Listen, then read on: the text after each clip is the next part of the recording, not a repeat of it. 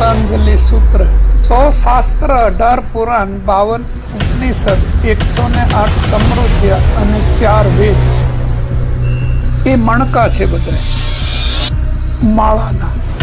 હા છે ગિરનારી. આજે યોગા ડે છે તો યોગ વિશે થોડુંક તમે કયો, અષ્ટાંગ યોગ વિશે યમ શું છે, નિયમ શું છે? અચ્છા અચ્છા અચ્છા અચ્છા. તો સુંદરમાં સુંદર જો કોઈ શાસ્ત્ર હોય ને તો એ છે પતંજલિ સૂત્ર. શાસ્ત્રોમાં પતંજલિ સૂત્ર છે. સૂત્રનો મતલબ થાય ધાગો, દોરો.